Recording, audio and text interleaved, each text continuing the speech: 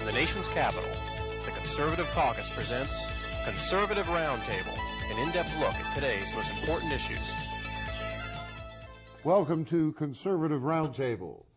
I'm Howard Phillips, chairman of the Conservative Caucus, which sponsors Roundtable, now being seen on stations in 122 communities across America. We're privileged to have as our guest today Cleta Mitchell, a distinguished attorney, a former state legislator. I first met Cleta in 1981 when she was visiting the Institute of Politics at Harvard, and she is now one of the most prominent and effective election law attorneys for the conservative side in the US of A. Now, election law is a fascinating topic. In 1974, I personally was outraged at the election law amendments of 74. I was outraged that Jerry Ford signed them. I wrote articles about them in Human Events and elsewhere. And it's only gotten worse since then with the McCain-Feingold bill. And now I see that a former chairman of the FEC is advising John McCain, and that McCain is evading some of the very rules that he wrote. What's the deal? Well, that's what they do. I mean, the problem is that it's the rules are, in my view, the reforms that the New York Times and the Washington Post and all the journalists want. Because, of course, they're exempt. Don't forget that part. They're exempt from all these rules that they want for everybody else. Isn't that interesting? There are restrictions on free speech unless you own a media corporation. That's exactly right. That's exactly right. And as a consequence, you know, they can spend as much corporate money as they want. Keith Olbermann has a platform using only corporate money, whereas a normal person cannot spend corporate money to I remember growing up in Massachusetts, or being in Massachusetts, when Barney Frank was running against Peggy Heckler for a seat in Congress, and every day the Boston Globe gave Barney Frank hundreds of thousands of dollars worth of free publicity. Right. No ceiling on it, no restriction. Right. But there were restrictions on what Peggy Heckler could do because she did not own a newspaper or a television station or radio station. So we're all at the mercy of these people, and actually I think that is one of the reasons that they want these restrictions, because if they restrict other people's speech, then that strengthens their speech. Talk to us a little bit about the McCain-Feingold bill. If people ask me what it is, I say, well, this is a bill that criminalizes political participation. Yes, it does. What are some of the penalties that can be imposed on a candidate or a political activist who violates the language of the McCain-Feingold bill? Well, I'll give you the perfect example. One of my clients, as we speak, is a group of people who formed an organization called the American Issues Project. And they ran an ad that, for the first time, publicly tied Barack Obama to this William Ayers, this radical terrorist who started the Weather Underground and, you know, blew up buildings and bombed the Capitol in the late 60s and all, and who is a buddy of Barack Obama's. Barack Obama's political career was launched in the home of William Ayers and his terrorist wife, Bernadine Dohrn. And you don't use the term terrorist loosely. No, I don't. I mean, Bernadine Dohrn blew up buildings. Well, they are proud of that. I mean, they are unabashed about it. And the reason they didn't go to jail, they were both indicted, and the reason they didn't go to jail was because there were some illegal wiretaps, and it was a time in America where there was all of this concern about overreaching law enforcement, and so everything was thrown out. The Fourth Amendment was taken more literally than it is nowadays. So, you know, William Ayers will say today that he didn't do enough. But anyway, this group I represent raised the money and ran an ad. And the Obama campaign has now written not one, not two, but 3 letters to the Department of Justice demanding that my little client and their donors who have contributed to being able to tell this story should be prosecuted criminally. They're demanding that they be prosecuted criminally under McCain-Feingold. So what specific tenet of the law are they alleged to have violated? Well, their contention is, and they are wrong on the law, but of course they like to scare everybody because mainly they want to intimidate other prospective donors so that they can't continue to run more ads. But their contention is that they should not have received a contribution in excess of $5,000, which is the limit if you are a political committee. This is a different kind of organization, which was basically established by a decision of the United States Supreme Court in Massachusetts Citizens for Life versus the Federal Election Commission, a 1986 decision. And they're operating under that provision of law, but the Obama campaign is nonetheless trying to say that this is wrong, they shouldn't have received more than $5,000, and that they should be So in other words, if you do not explicitly advocate the election or defeat of a candidate, theoretically you're not subject to these criminal penalties. It's not that simple. But in this particular case, under this Massachusetts Citizens for Life decision, you can create what is called a qualified nonprofit organization, which accepts contributions only from individuals. And as long as it doesn't spend a majority of its resources on political activities, it can make express advocacy, vote for, vote against. And this was an express advocacy expenditure. So they can do that if it's within limits. That's right. But the contributions aren't limited, and that's what the Obama campaign is saying. Well, they should be prosecuted because they took money from in excess of the $5,000. Now, I don't want to confuse our audience, but in the McCain-Feingold law, there's a time limit placed on certain things you can do and can't do. Oh, yes, that's another thing. Tell us about that. Well, when you are within 30 days of a primary election or 60 days of a general election, if you want to run an ad on radio or television that depicts or references a clearly identified federal candidate, you have all kinds of restrictions. Actually, the original law prohibited such communications unless they were paid for by individuals only. And when I say by individuals only, this corporate thing is a big thing in campaign finance law because, you know, most of us, an organization is a nonprofit corporation. People join organizations. Those are all organizations that are corporate. They're corporate entities. And the law treats even a citizens organization the same way it would treat General Motors or, you know, some big bank or whatever, even though it's a citizens organization because it is incorporated. Then, so you could have a situation where you know, 1 million people paying $1 a piece to belong to an organization to speak for them as an advocacy group, that advocacy group is prohibited from doing what one person who spends $1 million of his own money can do. Now, there is something screwy about that. And I remember when McCain-Feingold was making its way through Congress, many people said, well, this is a terrible bill, but I'm going to vote for it because George Bush will veto it. Right. And it got to George Bush's desk, and George Bush said, this is a terrible bill, but the Supreme Court will take care of it. Right. And this legislation was challenged in the courts, and then what happened? Well, the Supreme Court, which unfortunately, yet again, is hugely important in our lives, in a 5-4 decision, upheld these horrible restrictions. Were you surprised? Not really. Not really. I was surprised they upheld everything. I thought that at least part of it that they would recognize it would, you know, that it should be stricken down. But you know, we have a situation right now that every campaign finance case that is brought in the United States District Court for the District of Columbia goes to the same Clinton appointee left-wing judge who never met a regulation she didn't like, and she gets all those cases because they're, quote, related. So we are doomed. So there's not much hope that there's a judicial recourse in the foreseeable future. Well, that's not true now because we now have Justice Roberts and Justice Alito.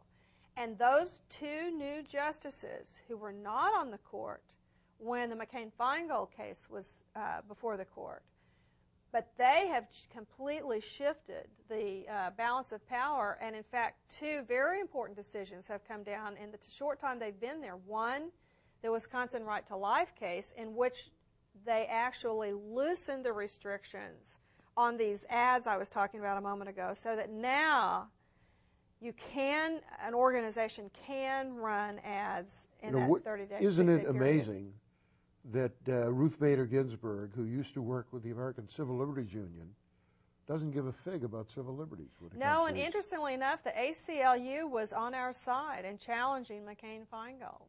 But you know, we have this liberal mantra. I contend that the left supports all these regulations because they have absolutely no intention of abiding by them and willfully disregard the law and get away with it because their friends in the agencies protect them. Republicans don't get that. We're going to take a break. Following a few brief messages, we will be back with Cleta Mitchell, one of America's leading election law experts. Stay tuned. We'll be right back.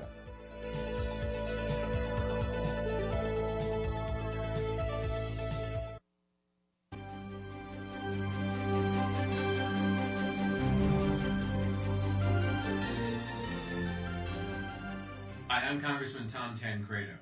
You know, I just returned from a hearing on the southern border in a place called Brownsville, Texas. One of the participants in the hearing told us that for them, a border really doesn't exist between the United States and Mexico. Well, unfortunately, a lot of people have that attitude, that there are no such things as borders, that they really don't matter, that they're just lines on a map and nobody should pay attention to them, and that we're all just residents of the North American continent. Well, you know what? That's baloney. It's baloney, but only if you will do something about it to prove to the people of this country, and especially to your elected officials, that you know borders matter, that you know the sovereignty of this country is at risk, and that you will take action to make sure that they understand it. That action is best taken by calling your local talk radio stations, writing letters to the editor, and of course, letting members of Congress know that you know. That's the best thing. They're hoping, as a matter of fact, that no one really picks up on this issue of a North American trade association that essentially eliminates borders. But the fact is it's happening. You can see parts of it all of the time. So it's something that we need to stop. America, and I mean the United States of America, not the continent, but the United States of America is at stake. Do your part.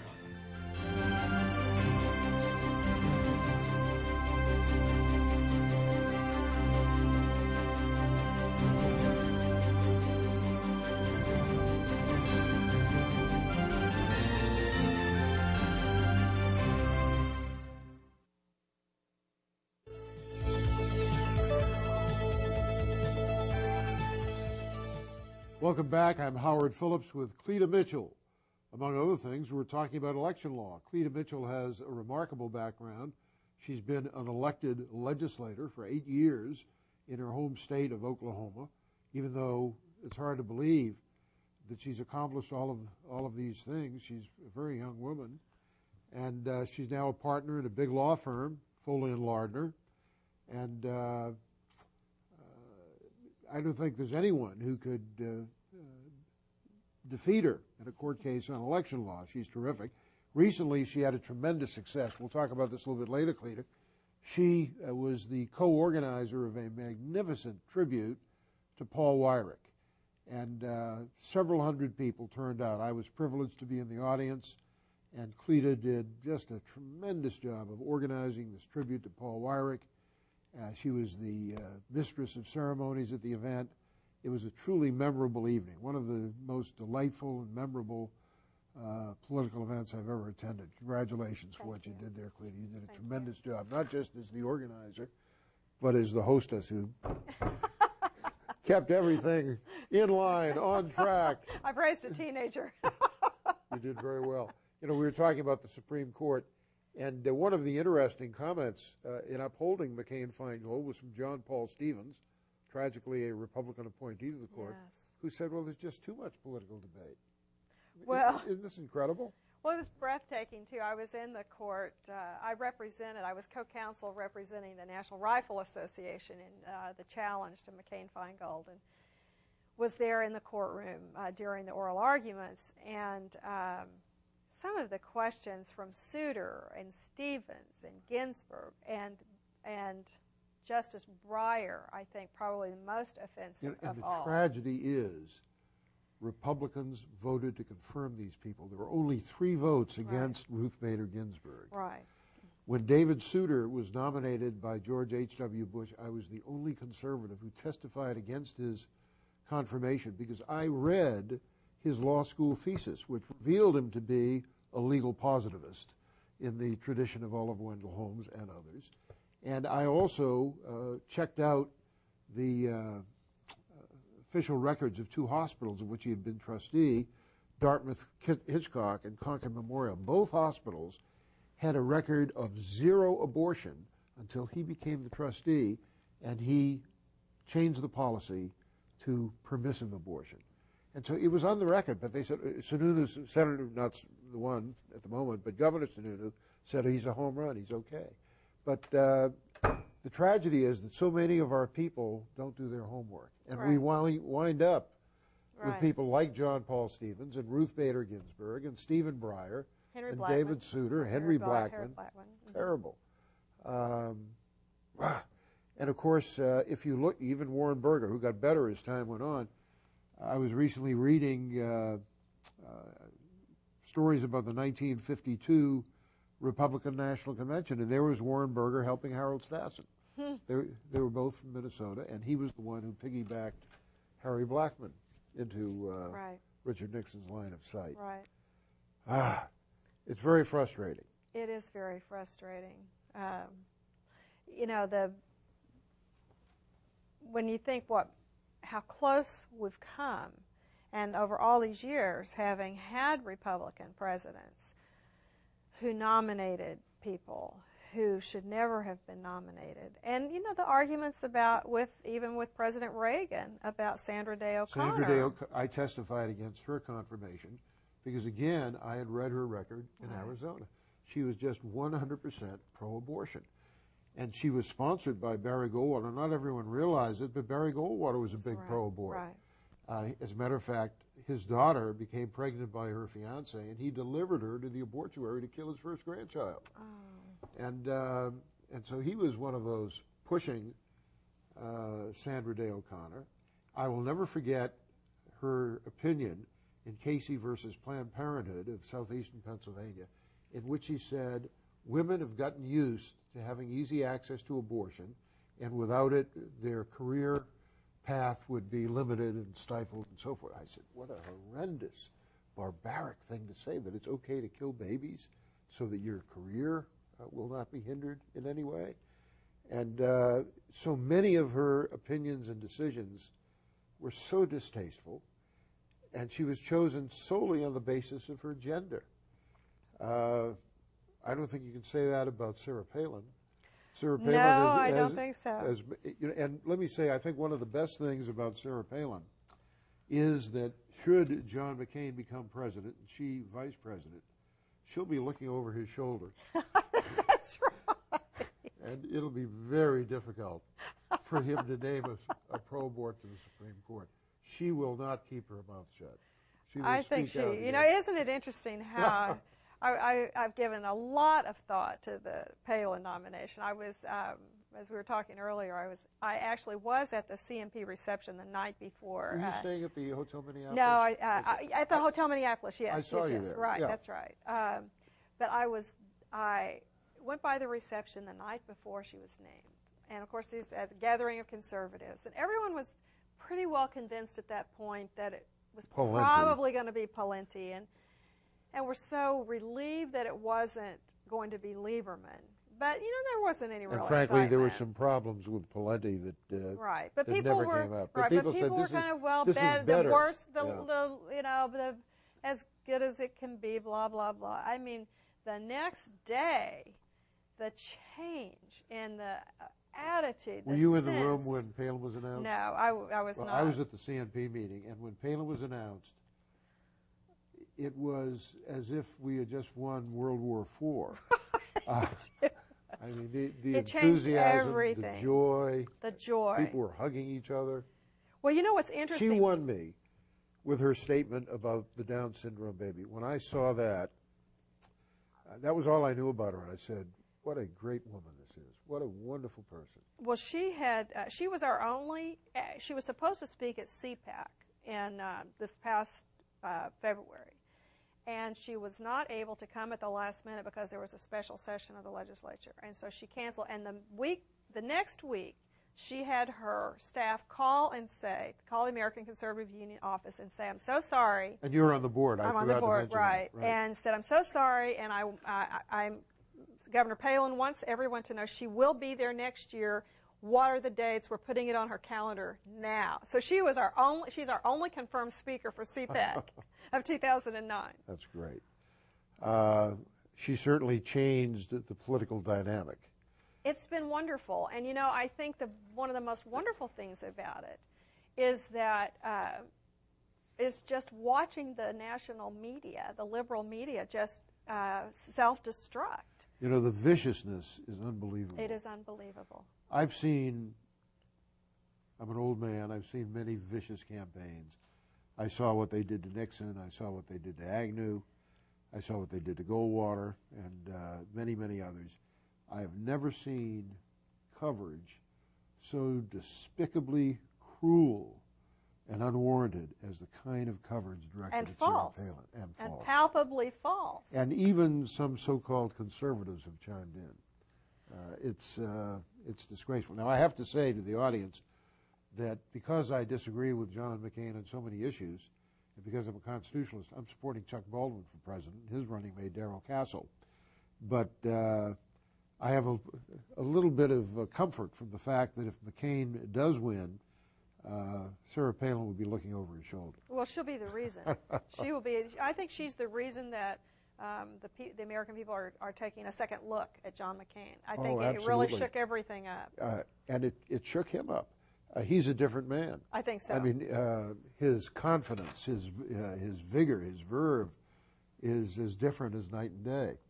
Right here in Fairfax County, Virginia, where we broadcast this program, they had an event in a public park. They were supposed to have it, as I'm sure you know, at Fairfax High School. The Democrats said, no, we don't do political things. Not for Republicans, right. Anyway. And so they went to Van Dyke Park, and 23,000 people, according to the Washington Post, came out. It was probably about probably twice that many. Yeah, biggest event ever in Virginia. Well, Cleta, we will have some final words with you after we take these messages, but we do have to take a break. Please stay with us, and we're going to hear more from Cleta Mitchell when we come back.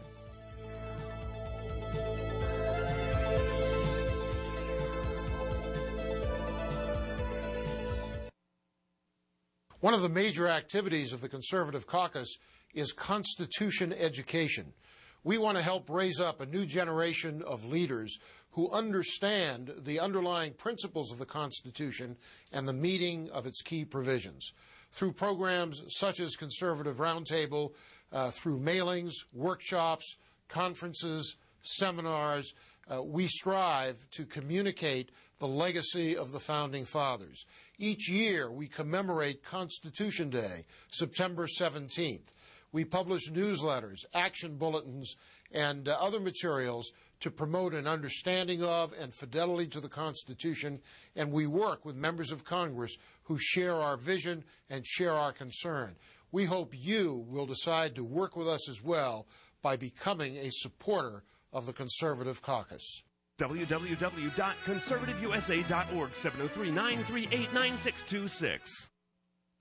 Here's how you can become a citizen lobbyist and influence how your representatives vote. Write a letter to your congressmen and senators. Speak out on a call-in talk radio program.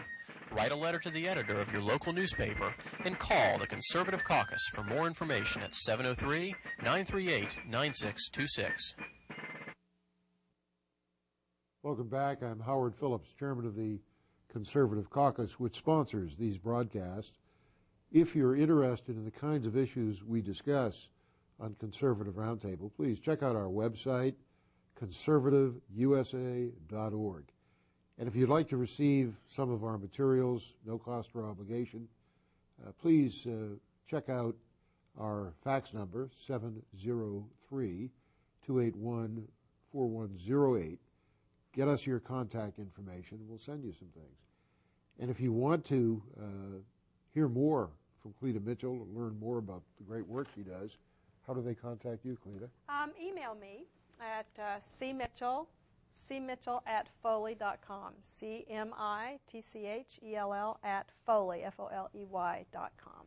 Cleta, we're broadcasting or taping this program in September of 08. We don't know who the winner of the election will be. We don't know how the Congress will turn out.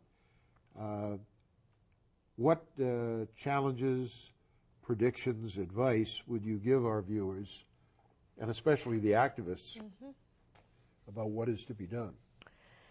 Well, I think one of the lessons we've learned, at least I think what I've learned and I hope others have learned from the Bush presidency, is that, and you alluded to this a little bit ago and you're probably ahead of all of us, but is the importance of being conservative first, not partisan, but principled conservatives, that we will support the administration or the Congress when they are right on conservative principles, and we will be the loudest to oppose them when they're wrong. And I think there were so many times during the Bush presidency, I think because we felt as though we had to keep them from stealing it right at the beginning, that I think we were, and we're so weary of the Clinton administration, and I think that we made a mistake. Too tolerant. Too tolerant of federal funding too and tolerant, education. Too tolerant. Too tolerant of more money for Planned Parenthood. We didn't want to argue about